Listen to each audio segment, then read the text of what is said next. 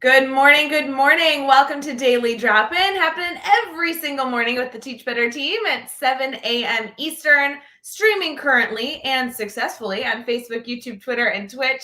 That's been a constant joke this entire week. I'm trying to not have tech issues, and we are having a successful streaming day. So good morning. We are so thrilled to be here.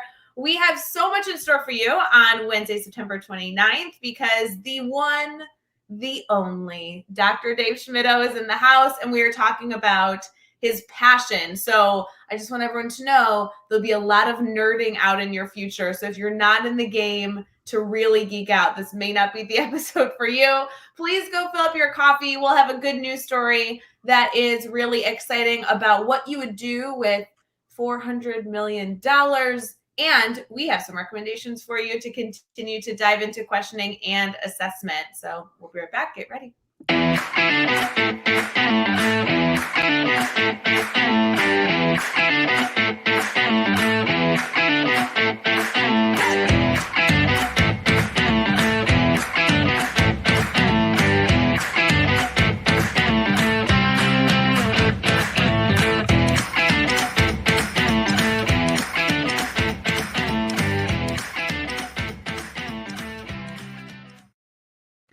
Good morning. Good morning. Welcome to the Daily Drop-In every single morning at 7 a.m. Eastern. It is Wednesday, September 29th, and we are thrilled to be part of your morning. Dr. Dave Schmittou, dude, how you doing? I am doing great. I am just sipping on some coffee, hanging out with my buddy. It's a great way to start the day. This is a day that I was quite excited about. I mean, I sat in on both the AM and the PM mastermind yesterday, and I really love soaking up all the things, Dave Schmittou. But now knowing that I get to have you on Daily Drop-In for an entire hour, I'm a little excited. Just to say. I'll be honest. Yesterday was fun. I love hanging out with all the leaders. But then when I see your little box pop in and you're hanging out with us, it like supersizes it, and it's just epic. So, and I get to do it again today. This is pretty cool. No, honestly, I'm always thrilled to be able to pop into those masterminds. The team does so many things that I don't always get to make it to every single event. By the way, if you guys are trying to make it to every single event, you can head over to subscribe to our Teach Better events calendar, because there's so much. I feel like I'm constantly trying to figure out how to fit it all into my day. But Dave, the conversations yesterday on Admin Mastermind, specifically with leaders that came together to talk shop, there was some tricky dialogue, to be honest. Like, that was like a really worthwhile dialogue, both in the AM and the PM sessions. That's what's so cool about those groups, is they have really evolved into these trusting communities where they're not just say yes communities where people just come to get affirmed that everything that they're doing is spot on, correct with, and aligns with everybody else's thinking. It's a community where people can push and challenge and question and say, I've got a slightly different perspective, and open up our eyes to new ways of doing things. And I love it. I grow so much. I wish I had that back when I was a building leader, because I know I would have been way better than the mess that I was. I just find it interesting, and I don't mean to, stay on this topic too long, but for those of you who aren't in the admin mastermind, I really can have a ton of respect for a group that comes together and brings up topics that don't have right answers. So there's like no definite way to know that we got to the point that that person was seeking necessarily. And you have different perspectives from there. People are from different states, different countries. And when they don't agree, it's like this space that it's okay that you don't agree, because you're all just in it for the students and in it to get the teachers the support they need. It's a very interesting dynamic that I find like fascinating. Like, I want to do a psychological study of our mastermind. For sure. I mean, just yesterday's topics alone, we went from sex ed to instructional coaching and talked about all the things with all the things. So, I mean, it was good. If you're looking for a place to just have some good conversations, let that be the trailer that gets you there. That is true. So if you are in any sort of leadership position, head over to teachbetter.com/mastermind. Our admin mastermind is one of the masterminds that we're able to have. And I don't know. I just feel like every week that is my PD, because you get people together to talk shop outside of, all the other good stuff I get to do. Like, this is PD, I guess, too. But the mastermind's always a ball. So I really appreciate it. And we did at least conclude that you and I shouldn't be teaching sex ed. We did conclude that, Done. Guaranteed. Yes. definitely not the topic of choice. So anywho, good morning to everyone that's here. Karen's in the comments. We have Adam here. Adam, we hope your birthday was wonderful. His birthday was earlier Happy this belated week. birthday, Adam. Yeah, so good. Good morning. Good morning, Brad Hughes, Chad in the house. This is such a good morning already. We have a lot in store, Dave. And I know that, okay, I know I say this. You're like the face of Teach Better. We all know you, that you're not a stranger to the camera and you're not a stranger to the lives. But because today I get to truly pick your brain for an hour, can we pretend that someone may not know you and you can go through like brief background? Because you're going to be sharing a lot of different pieces, I hope, today in our dialogue. And people might want to know what your background is in with this. Fair enough. So let me start by saying, not quite sure what we're going to talk about today. We could go 1,000 different directions, so I apologize. We're not following a script today. It's just having a conversation. So that's going to be a whole lot of fun. So I'm going to unpack a few things just in case we go in any of these directions. I'll start on the personal side.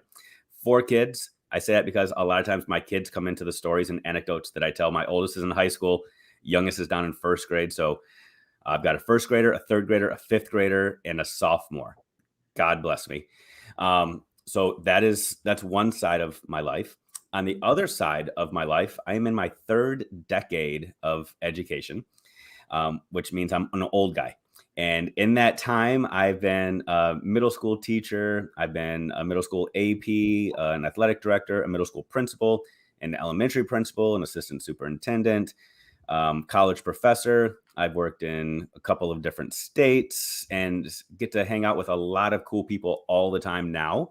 Now I get to hang out with the Teach Better team as a director of leadership and training and just hang out and learn and be a sponge from very, very, very cool people all over the country and world. So that's me in a nutshell. It's a good nutshell.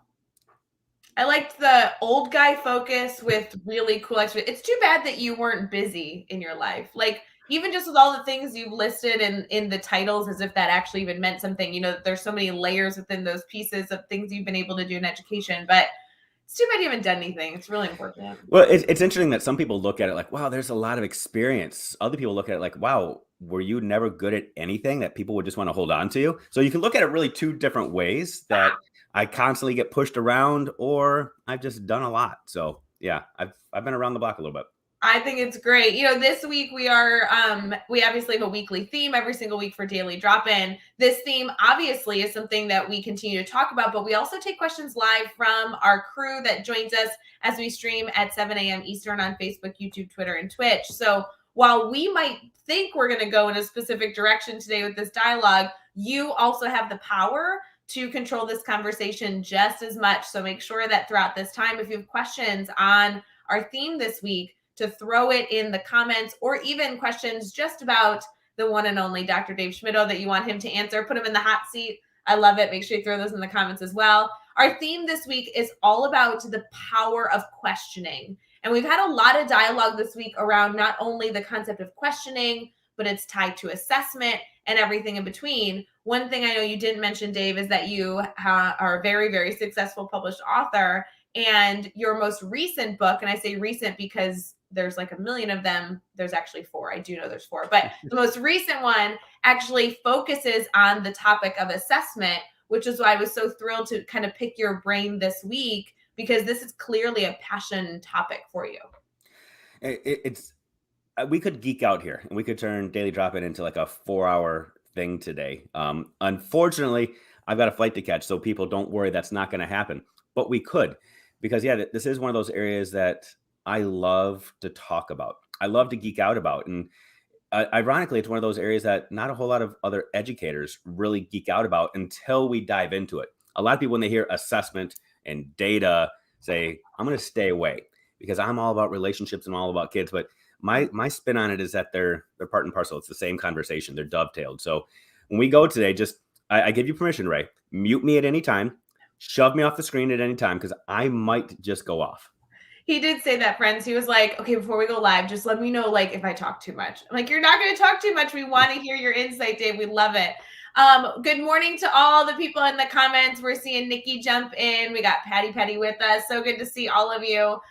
Before we get into you geeking out, Dave, before we get into the concept of questioning, assessment, muting you, kind of all that fun, I thought we'd start with our good news article for the day and then also dive into some celebrations so that we can get our kind of like juices flowing this morning in our brain before we dive into the really nitty gritty pieces. How does that sound? Sounds good. All right, we'll be right back.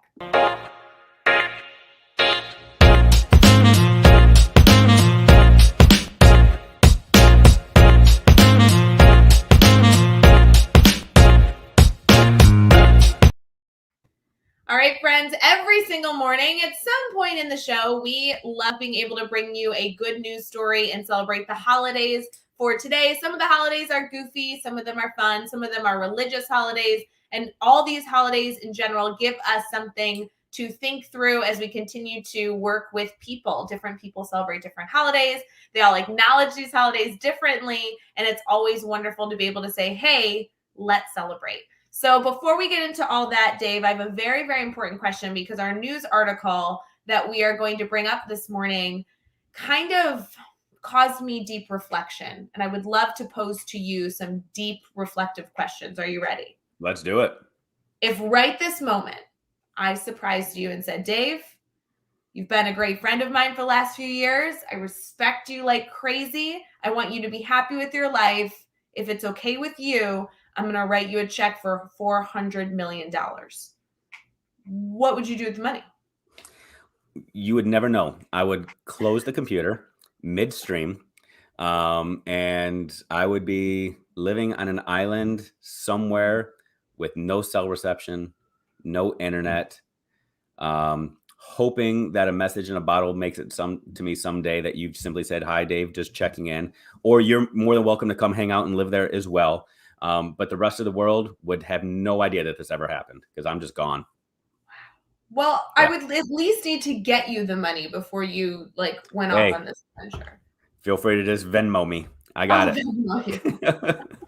You know what? I see Mark Heller in the comments. Mark, we want to know what you would do with $400 million. Actually, everybody, while I get into this article, if you could please take 2 seconds in between brushing your teeth and picking out your outfit for the day, type in the comments, give me one line or 5 words. What would you do with $400 million? Because the Mega Million winner was just announced in New York City, and somebody is waking up this morning with $432 million after the ticket they purchased at a New York pizzeria matched all 6 numbers on Tuesday night for the Mega Million drawing, according to lottery officials. The ticket was purchased on 48th and 6th, which of course we all care about. And the winning numbers were, dun, dun, dun, dun, dun, I feel like this matters, 36, 41, 45, 51, 56, and Mega Ball number 13, which to me is just cool. Wow. The odds of winning this $400 million were 1 in 320 or 302 million, according to the lottery's website. So someone is waking up very, very happy. I will say that New York does not allow for winners of the lottery prizes of this type of size to remain individually anonymous. But in 2019, a group of 23 people from Long Island anonymously collected funds from their $437 million ticket. But this is going to be a big morning for somebody waking up on the East Coast, let me tell you. I can't even fathom that kind of money. I can't even fathom it. You know, when I think about my budget and the dent that 432 million, you would have so much money just excess. I can't even imagine what that feels like, what that does for a person. I can't. But I'm willing to experiment and try it. So and you're willing to experiment, but you're looking here at the comments, right? First of all, Karen wants you to know that we think Venmo might have limits. So Venmoing you $400 million may not work. All right. I'll stay on the grid for 432 days. Send me $1 million a day. We're good. Okay. That's fine. I really appreciate you being so accommodating, to be honest. Right. I just want to make it easier for you. You wouldn't get 300 million and be like, I'm done. You keep the rest. But a lot of these are pay off family debt. I love this, pay off debts and vets, give it to, then give no other person. I love that. But even doing this, you would still have so much money left over. Why do you need to invest? At what point do you have enough? I feel like, yeah, I'm taking it. I might invest and say, okay, kids, you'll have some money waiting for you someday. But daddy's got $431,999,999 to play with. So, Yeah. I mean, there will be money left over, thankfully. So can we talk about build a state of the art exhibit at Plano Middle School? This is Mark Heller right here. Buy a mountain ranch to disconnect. So he wants to go away too. He doesn't want to be on an island. He wants to be in a mountain. Fair enough, man. Yeah. I think it's $2,000 per day. Oh, this is the limit on Venmo. You're never going to get this money if you can only transfer $2,000 a day. All right. We'll use PayPal as well. We'll figure this out. No worries. Dave, I have $400 million. I'm going to get a jet. I'm going to come and hand you a check. Like, done. You're not that far. You're in Florida. Okay. Like, I'll see you. It's fine. Okay. Fair enough. Better yet, where are you traveling today that you're catching a plane for? Today I go to DC, back up to Michigan. I'm actually flying through Chicago on Friday and then back home. I know. But then next week, I'm hanging out with you a little bit in Northern Illinois. So that'll be fun. That'll be fun. So better yet, like I might come to see you in Florida, but maybe I'll just meet you at one of these other spots too. Done. It'll just be easier to give you the check. Sounds good. Sounds good. Anyway, spoiler alert, we are not the winners of the $400 million. But if we were, I will actually truly tell you, I would share it with all of you because I'd still have money left over and you'd be happier and I'd be fine. So it'd be good. I'm just saying. I want you to know that when Dave asked me this question before we got started, I was like, oh, I think I'd still work. I'd give to charity. Like I'd obviously pay off my debt, but that would be such a luxury. And Dave's like, I'd be gone. You'd never see me again. You are such a better person than me. Such a better person. I don't know. I like that you'd buy comics. That's good. Yeah. Yeah, that's okay. Good. All right. We're going to head into, we have holidays. Dave, holidays. There's big holidays today. Terrible. We're getting distracted. There's a super important one. Oh, the coffee is so good. Somebody should make a day just for coffee. You know, the last time, I don't know if it was last time on Daily Drop-In, but a recent time on Daily Drop-In, we discussed the order of coffee. Do you have a flavor in your coffee right now? Actually, it's maple pecan. And first of all, is it pecan or pecan? Okay, we have debated this on this show. Where have you been? It's pecan. Okay, that's what I have today. Maple pecan coffee today. Does that mean it's sweet? It's not. It still has that bitter coffee taste. It's like I didn't have to add the flavor. It came in the pod flavored like that. So it's subtle, but so good. Okay. Well, I'm so glad because today is National Coffee Day for everybody out there. They also, in addition, which I thought this was the same holiday and it's not, it's National Coffee Day and National Starbucks Day. Coincidence that they're on the same day? I don't know, but I can only assume that anywhere, any major company that is selling coffee or is known for selling coffee will be doing something exciting today. And then I can only assume that Starbucks will also be doing something big today for their National Coffee Day, National Starbucks Day. So Dave, as you're flying around the country at an airport, make sure you stop at a Starbucks and pick up a cup of coffee. That is one of the good things about flying around the country is there's always a coffee shop nearby. Yes, it's also VFW Day, which is always going to be something that you can bring to students and discuss. It's World Heart Day, which is very, very cool. I can only imagine the celebrations that will be had around that. The awareness will be brought of that. And then just to make all of you aware, it is also, again, another Jewish holiday. I can't believe that we keep mentioning that, but it's Simchat Torah today. So again, does not have any fasting element. There's just a celebration that I'm sure if you have any Jewish population, they'll be spending some time in temple this afternoon. So lots to celebrate, Dave. I think I'm going to drink extra coffee to celebrate National Coffee Day. You like to party like I like to party. I like it. Today's going to be a coffee to cocktails kind of day. I like that. That's good. We're going to head into Brainstorm Bank and get into some discussion on assessment as we sip our morning coffee. So we'll be right back.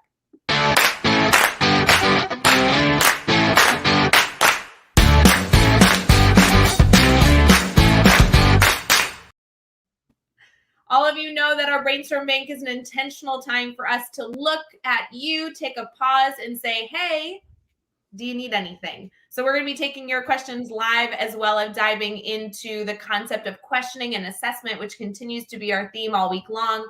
We've had incredible guests that have been able to share their voice thus far and will only continue throughout the week. So we're excited to kind of enjoy our Wednesday discussion that we'll have here. We'll also be ending with a recommendation for you to continue to foster your learning in this area. I will say, Dave, before we get into this big, hard-hitting topic, I do see not really a question, but a statement I'd like you to address. Adam says he's never had a cup of coffee, which I have to say, I respect.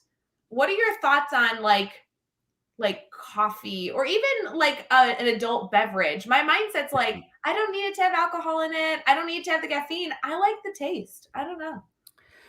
So, lots of things I can go with here.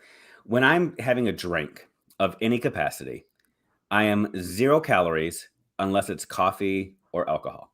So that's kind of my mindset. If I'm gonna have calories through liquid form, it needs to do something more for me than just increase my waist size. So Oh. yeah. So your mindset is like, if I'm gonna have a coffee, you're willing to drink the calories because you get energy from it. That's what you're Yes, exactly. Yep. saying. Interesting. I've never heard that strange perspective. Okay. All right, let's get into this topic. I know you guys are going to have a whole slew of questions this morning for Dave, but Dave, I kind of want to start with the basics. When we discuss the power of questioning, there are a lot of misconceptions. There's a lot of avenues to go. Our discussion yesterday, which I know you listened to with Tom Schimmer, was incredible, connecting the art of questioning and assessment together. When I told you that this was our theme this week, when I invited you on, can you share your initial thoughts? Yay. This is exciting. How long is the show going to be? Because this is one of those concepts that it's not a simple concept. When you start talking questions, some people just say, what are the question streams I should be using? Can you give me the question starters to use? But it goes so much deeper than that. Asking good questions, it's a mindset, first of all. The purpose behind asking questions, and a lot of our minds has to shift and change from what it currently is to what I believe it should be. So we can Dave, if we need to. And I think it's interesting that we start there because a few weeks ago, we did a show and it was a Friday. I was with Brad Hughes live and we had a question that what was posed in the comments. We addressed it. And it was really about this focus of that our weekly themes can never encompass the entire topic. Yeah. That we are really here to start a conversation, get you thinking, give you some moments of reflection. And then our hope would be that something sparks an interest and you go and pursue further information in that area. That's why, for example, on Wednesdays, especially today, Wednesday, September 29th, every Wednesday, we give you a recommendation of how you can continue your education in this space. And so that's with intention. I don't think that there's any educational topic that we could go Monday through Friday, an hour every single morning together and say, okay, you're an expert. You don't need to learn about this anymore. And questioning is a perfect example of that. This is not necessarily a skill that anyone has mastered.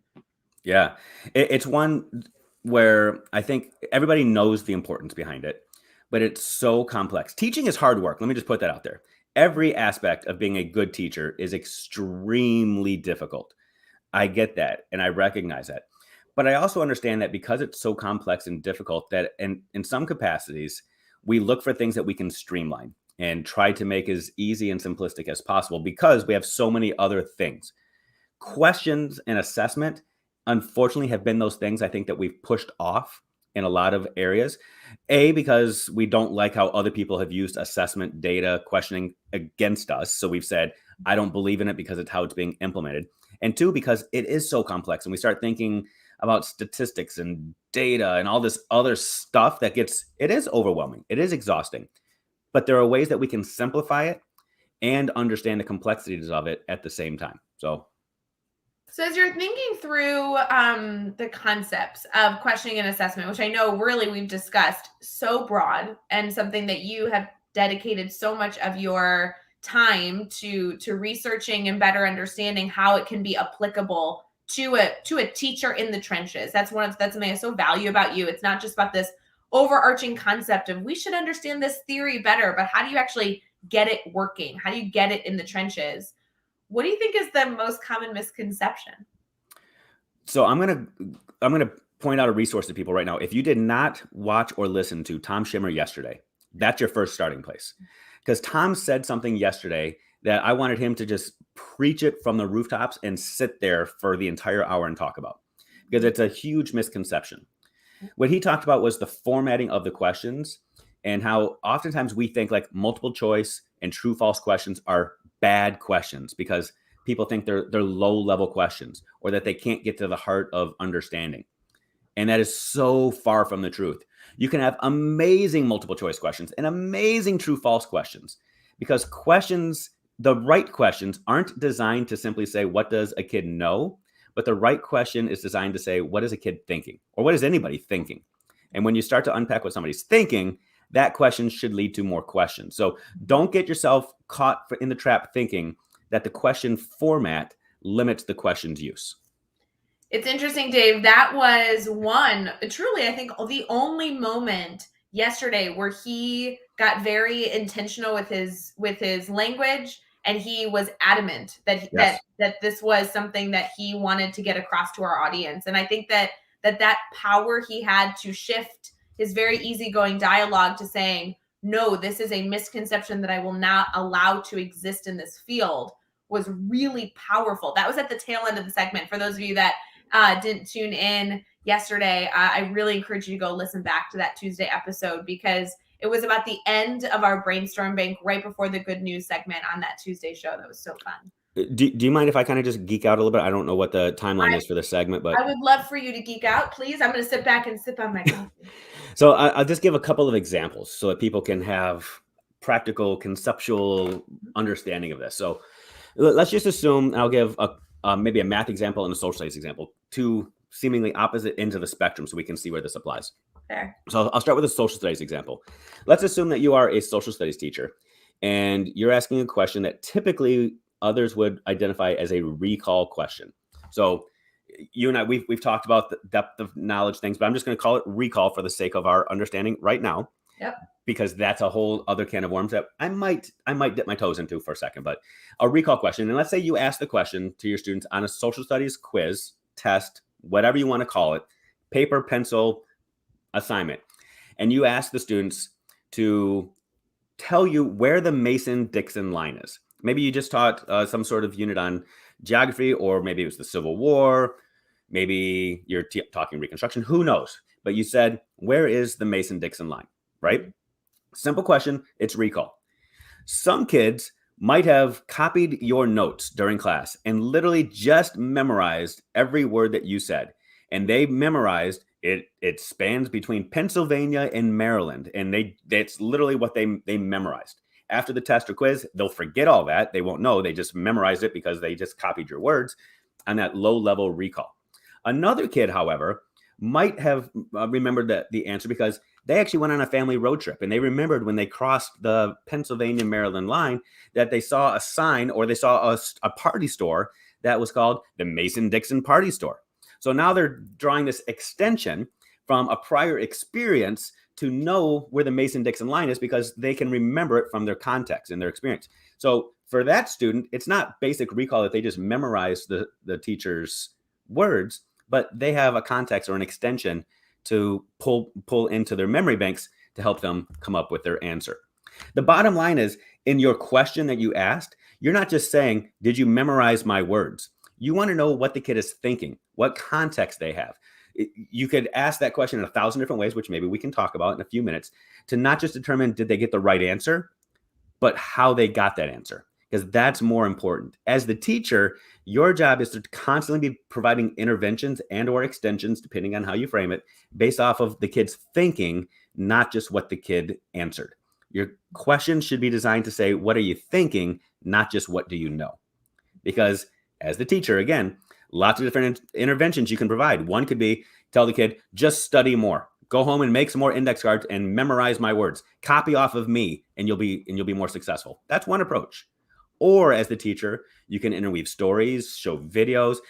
You can do a lot of things to give the kids more context, so they have some of the more extended learning that allows them to apply a recall goal with extended thinking. So that's a social studies example. Math example. Let's say, again, I'll do a low-level recall. let's say you give a quiz or test or something to a kid, and you ask the kids to define hypotenuse. Maybe it's even a multiple choice question, or maybe it's just a fill in the blank. Define hypotenuse. One kid answers, it's when you're really cold. Another kid says, it's a fat animal in Africa. Okay. As the teacher, back when I was a classroom teacher, I would have looked at that question and their answers, and they would have been wrong because their answers did not match up with what I was asking for with define hypotenuse. But if I change my thinking now, not to did they get it right, but I want to know what do they know, and I'm questioning what do they know, my line of thinking goes a whole lot of different directions. The kid who said a hypotenuse is when you're really cold, I might be asking more questions now to try to figure out, do they understand Latin root words? Did they get this confused with hypothermia? Do they understand what hypo means? Maybe. The kid who said hippopotamus, maybe it was a decoding issue or a comprehension issue because I gave them a paper pencil test. Maybe if I had asked them orally, they would have known what it was. But maybe they just left a science class or a biology class or whatever it was, and they're seeing that word hypotenuse and thinking it might represent hippopotamus because it was a reading issue, not a math issue or even a recall issue. Your questions should always lead to more questions, not just check marks on a page. You know, Dave, I know there's so many directions we can take this, and selfishly, I'm going to keep taking it in a direction that I want to learn about. So I apologize. If any of you in the comments want Dave to elaborate on all these different pieces, please, please, please continue to comment. Dave, I think it's a little bit of a struggle for me, and I don't want to take us off in a direction that you don't want to go, but I spent so much time in my career sitting in the district office in a conference room with other teachers that taught the same subject or a similar area from different middle schools, coming together and building common assessments. And there was rich discussion around good questions, bad questions. How do we shore up making it a short assessment? So what strategic questions do we want to ask? What data do we get about these common assessments? And these common assessments essentially became our summative common assessments for our units. And I used them. I prayed to them every unit that they existed. I backwards designed my entire unit to be ready for this common assessment. And then in theory, all the teachers could come together, compare data. I mean, we were going to geek out like crazy, right? And I lived by these truly. But then I have to tell you, as we get into assessment, I really find that the art of questioning, the art of assessment, what you just went through in both of your examples is something that has to happen in the trenches of the learning and not at the end. I think a lot of this dialogue happens at the very, very end. How do you create a good test? But I think that the best part of questioning is when you get those questions to the forefront of daily learning. And I don't know how to necessarily, I'd love to hear your thoughts on how to get that going. Because if, for example, in your math example, how do I do that in a classroom? Because you just provided me a whole slew of now further questions that I need to now go ask my kids, right? Right. That's exactly right. Yeah. And I think, so I'm going to do Dave Schmittou talking right now. So this is not Teach Better. This is Dave Schmittou. So if you have issues or concerns, email me, not Ray. Okay. Guys, you can email Jeff at teachbetter.com. Even better. Even better. Tell them to bring on better guests. Yeah. So I'm going to say something right now that is probably going to upset some people that have shelves like mine with books galore. There are a lot of people that have written a lot of cool books over the last 15 years that are not based off of any research whatsoever. They're based off of catchphrases, tweets, and Instagram posts. So, for example, there is not a shred of scholarly research that says you should have summative assessments and formative assessments, that you should treat them as separate things. What the research says is all assessments should be used formatively and summatively. So the LYs on there are super, super, super important. I say that because every assessment should be used to inform our next steps. Every single question we ask should inform the next question we ask. Every time we assess a student, it should be like that, a choose your own adventure novel. Based off of the results of this, it should help us determine the next steps. They should not be used to label, to judge, to categorize, to sort, and select. Again, the research is clear. When we sort, select, and label students, it actually harms kids. It's not like it has a low effect size. It actually impedes their progress. So if we're using any kind of assessment or questions to say, which table does that kid sit at? Which group does that kid sit at? We're actually harming that kid. What questions should do is always inform what we have to do next. Not are you a good teacher, or are you a bad teacher, but what instructional moves do I need to make? Which means there should never be an end to anything. You're always saying, what do I do next? Always, always, always. And that's a mindset shift that we have to have. I get the idea of common assessments, super important for collaborative purposes, so that teachers can lean into each other and say, what are you doing? What was your instructional move? What decisions did you make? Not so that administrators can sit down and say, which teacher is doing this better? Which teacher is doing this worse? That is a wrong approach. Just like we shouldn't be sorting and selecting kids, we shouldn't be sorting and selecting teachers. We should be using it to guide our next steps. So with the intentional process in my example that we went through, or we dove into the specific questions that were going to get us the most data on the students that we are then going to be able to utilize to blah, blah, blah, blah, blah, blah, blah. How does that process then become a part of our daily instruction? Because if we're not good at asking questions throughout the unit and only strong in asking questions at the end, are we actually asking questions with any intentionality? And when I say at the end, I know, Dave, that you're saying that things shouldn't end, but as an educator, I know that I need to move on to my next unit. And there is some sort of point where I need to take a snapshot of what my students know. And so I can't leave my good questioning where I actually get all the information I've been dying to collect the whole time at the end of the unit. I need to do it like on day 1 and day 2 and day 5 and day 12 to actually make a long-term impact. So, Rae, you are the queen of questions, because you just asked a question that I think was an extremely profound question, right? And what you just unraveled there is yet another thing that has to be unraveled for all of this to make sense. So again, the idea of questions, it's not just something that we have to throw into an assessment at the end of the unit where we say, how do I now calculate the grade to demonstrate what my kid knows? Yeah, questions are supposed to be evidence of learning, but more so it's evidence of thinking. Yet another component of that was these arbitrary endings, right? As a former math extraordinarily gifted, amazing teacher, you understand that every unit, every chapter, every lesson builds off of what came before, right? It's all one big continuum. That's what learning really is. It's one big continuum. Think about it like a novel. There might be multiple chapters in a novel, but chapter 1 is related to chapter 3, and which is related to chapter 7. If you skip a chapter, you might be towards the end of the book and say, oh, I don't even know who this character is because I didn't read that chapter. That's what learning should be like in our schools and in our classrooms.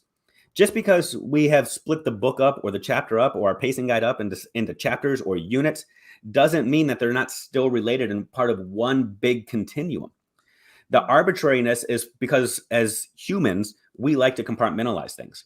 We like to see things in categories and in buckets and in timelines and chunks because it's easier for our brains to rationalize that. But it doesn't mean that that's how learning happens. So when you throw a big assessment, big quiz, big something at the end of one of our arbitrarily decided units, that doesn't mean it's the end of the learning. That should be setting you up for whatever's still coming. If a student still has more questions or misunderstandings from unit 1 that we have categorized as unit 1, those misunderstandings or those understandings should help inform us on what we need to do with unit 2 as well. There's so many layers to this, but Dave, if I had to ask you one kind of goofy question, maybe just out of curiosity, and obviously we'll continue to take questions from our comments, so feel free to throw things in. Do you have a favorite element, a favorite conversation, a favorite activity or question to pose when you're doing any sort of professional development? I know you go into districts all the time and do work on this topic. So do you have kind of like a favorite go-to that gets people thinking about this that you could share with us here? Yeah.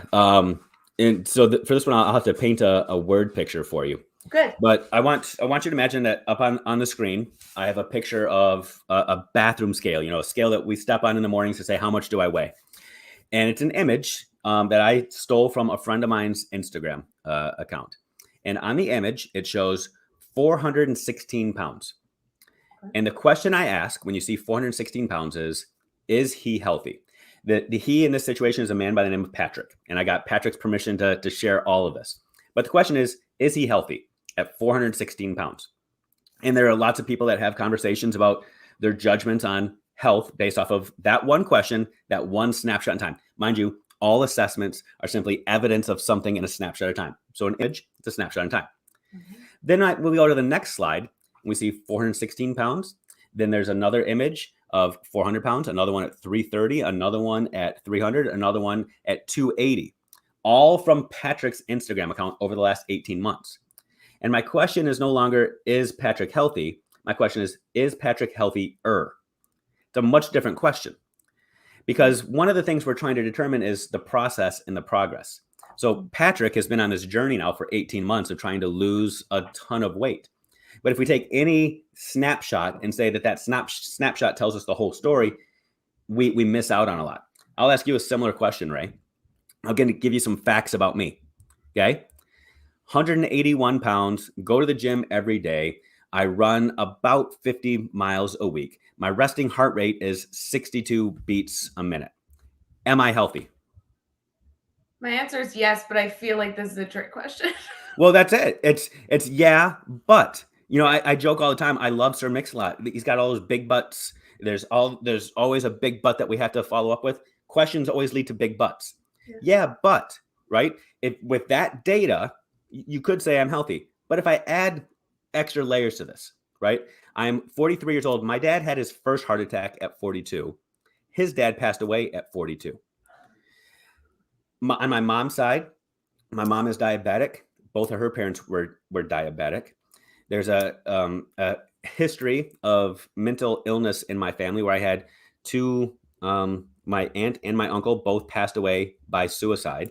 I have been on anxiety medication and have seen a therapist for depression for the last 5 years. Mm-hmm. You add those layers and I throw that simple question again, am I healthy at you? It's a whole lot more complex right now, right? Sure. Because you've gotten more information.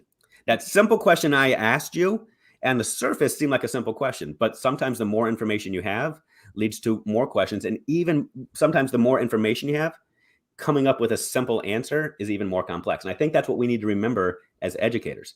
Your question should always lead to more questions. Well, what I liked about this example, Dave, specifically, one of my major takeaways in your background of am I healthy personally is that I didn't just need to ask questions about your athletic choices, but ask questions about other things that contribute to your health. Yes. And so that concept as a math teacher, as a science teacher, as a reading teacher, oh my gosh, reading teachers, you're amazing. But as any educator out there, I not only need to ask questions about your skill in that specific subject area, but dive into how those skills are attributed in other areas to collect the right data. Absolutely. And so when you're building questions, one of the things that you want to do is we want to implement the scientific method. We want to try to eliminate as many confounding variables as possible. So let's say that you are a science teacher and you're asking a question about beach erosion. You might have some kids in your class that have never been to a beach before. Right now I'm sitting in Florida, and I used to be a principal at a school in Florida, literally 3 miles from the beach. But because of the population that I served, I'd say 95% of those kids had never seen the beach. They had never left their neighborhoods. But it'd be super simple for a teacher to assume all of these kids have seen the beach. So I'm going to throw a question on a test about beach erosion when we're studying erosion. Although the vast majority of those kids had never seen beach erosion before, had never seen a wave, had never seen the damage of a hurricane, had never seen sand dunes. If I'm a teacher and I'm asking a question about that, I want to level the playing field and give them all of the information that they could possibly need. Show them a picture of beach erosion. Explain to them what happens with waves. Explain to them what happens with wind. Explain to them what happens with hurricanes. And then maybe point an arrow to one picture, one little part of the picture that shows erosion taking place, and then ask the question, what is happening here?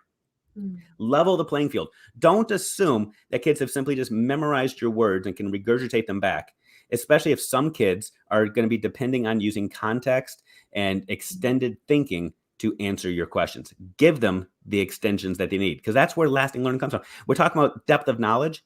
We know that the higher order thinking, the more extended thinking a kid has, the longer the learning lasts. So allow every single kid to have extensions, not just the kids that can afford to go on family vacations and trips. That's the job of an educator, is to give kids extensions, not things to memorize. And this is not just something that you're doing on a big test, but something that you should be thinking through as you're asking questions in the middle of a lesson. Yes. to evaluate student success. Tom yesterday went into so much about the intentionality of when to specifically input a question into the learning progression. All of the suggestions that you've been able to provide today, Dave, shouldn't just be happening on evaluation that you're giving the students, but actually strategically throughout your time, later today, later tomorrow, with the work that you're doing with students. So really important. I know we're going to run out of time here, Dave. I really want to get to our recommendations of how everyone can continue to further their expertise, their knowledge in this space. There's so much out there and so much to dive into. Dave, if you had one call to action that you could challenge, if possible, I'd really love it to be like something tactical, something strategic that we could pose to our network, something they could do today or this week. What are your thoughts? Yeah, so I'll actually give people a question stem that they can ask that I think gets them on the right track. Good. So when you're asking questions to your kids, no matter the age of your kids, ask your kids if they can come up with a simile or a metaphor or an anecdote that helps explain whatever concept you want them to explain.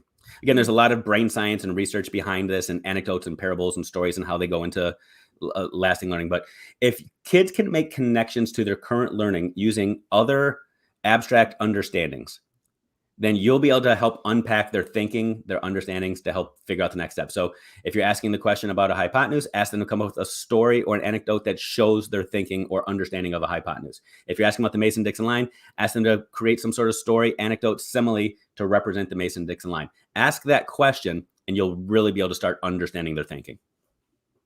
I love that. That ties everything that we've discussed together, because we've discussed how one question, when it's a recall, doesn't get you all the information. You incorporate a story. Now you don't need to go to the student that misunderstood a hippo, because that was their misunderstanding. So you can actually take action right away versus continuing to collect more data to try and figure out what your action should be.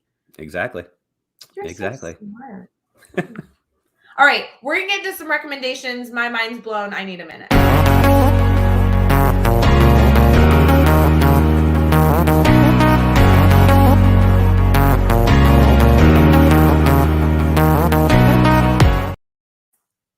It is Wednesday, so we always conclude our daily drop-in conversation every single Wednesday with some sort of recommendation. Now, every single time we're able to have guests, every single week when we're able to have themes to our week, we want to give you some recommendations. These can be books, articles, podcasts, a variety of different things, something that you can go do right now to further your expertise in this area. We work very hard, though, to not recommend necessarily something specific that we've already discussed. So Tom Schimmer was on the show yesterday. He has a ton of books. He has a full podcast that's a part of our podcast network. We are already recommending that. That doesn't count. That was a freebie.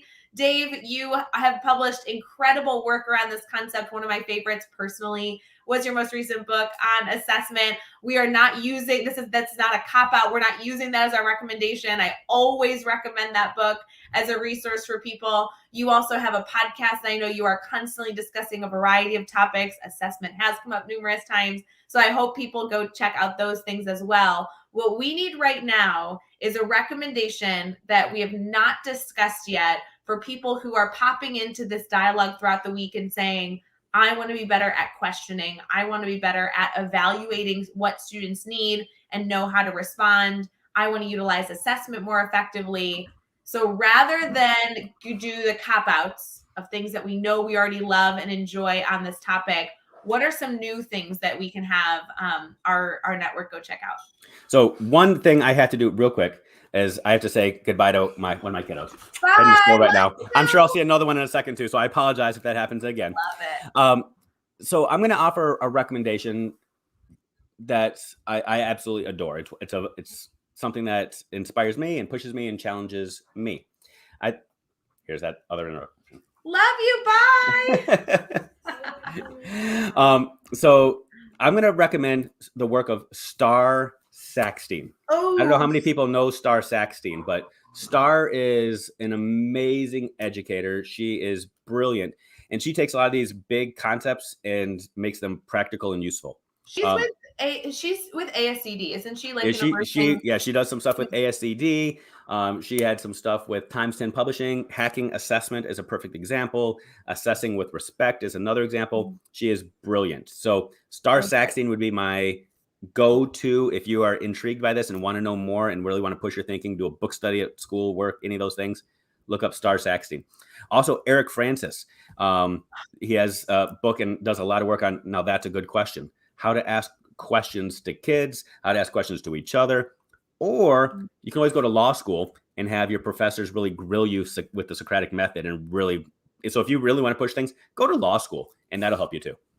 I don't know that that's my first go-to, but glad that you brought that up, Dave. I always appreciate recommendations. Eric Francis, by the way, shout out to Eric. He's been a part of the Teach Better family for a while. He's also very active in the Association of Illinois Middle Grade Schools, which we always appreciate here in Illinois. He has a new book coming out on depth of knowledge in just a few months. So the Teach Better team is excited to celebrate his work. How did you originally connect with Star, out of curiosity? Because I met her, I bumped into her and then realized, holy cow, everyone I know knows you. That's exactly how I met her, because, in the world of education, when you meet one person, they introduce you to somebody else and they introduce you to somebody else. So I believe it was through my connection with Rochelle Dene Poth, and then Jocelyn Maslick. And then it just kind of spirals from there. And Star is part of that crew. And she's brilliant. She's amazing. She's personable. She's awesome. Yeah, I've been a part of a few events with her. And then, of course, when I heard she was affiliated with ASCD, which I love and admire, I called up, our friend Dr. Neil Gupta and was like, have you heard about this chick? And Neil was like, holy cow, she's phenomenal. And I'm like, hold up. If Neil likes her, she's good people. So Yeah. I love those resources and all those books. Guys, as you're thinking about what you might dive into, these are people that have really invested a good chunk of their career in this avenue. There's so many different educators out there that are doing the research, doing the work in the trenches, and then thinking through how to actually apply this work in the classroom day to day as you are getting ready for your day, mask on, sipping your cold coffee and trying to get into, truly impacting learners. And I want to encourage all of you, they're not only great texts, but they're also good people. Go connect with them. I talk to Eric Francis once a week. I think we were just texting yesterday, and he's a good guy. He's always trying to help. Star is the same way. I don't nearly have the same personal relationship, but I've been a learner with her so many different times, and she's always just kind of one direct message away. And so don't forget that these are not just resources that we can recommend to you, but these are partnerships. These are connections that we'd love to have you take advantage of, regardless of if you go explore a book itself or not. So, Dave, outstanding recommendations. And they are people that will do the work to make sure that the recommendations they're providing are legitimate. And again, good people. So good people. Friends, we are going to wrap up our daily drop-in. Dave, I can't believe that we're done with this conversation, because I've been looking forward to this, and I'm sad to see it end. But I will say, you are constantly a resource for this dialogue, and I really, really, really appreciate that you popped on Daily Drop-In to share just a little bit of the expertise that you have in this space. So thanks for being here. Absolutely. You had me at, can you hang out with me? Yes, I'm in. We hope that each and every one of you has an incredible rest of your Wednesday, September 29th. It is going to be a stellar Wednesday. You guys don't even know all the goodness that's coming your way. You may not have won $400 million, but trust me, we will still have great things coming our way as we are getting our morning started. Please enjoy your last sip of coffee as you enter into the incredible day ahead of you. And I hope you choose to join us tomorrow. On Thursday, Amanda Bittner will be here, and we're going to continue this dialogue around questioning, assessment, and everything in between. And of course, wrap it all up in a pretty little bow with the one and only Brad Hughes at the end of the week. So Dave, thank you again for sharing your expertise, and for everyone else, we'll see you later. Bye guys.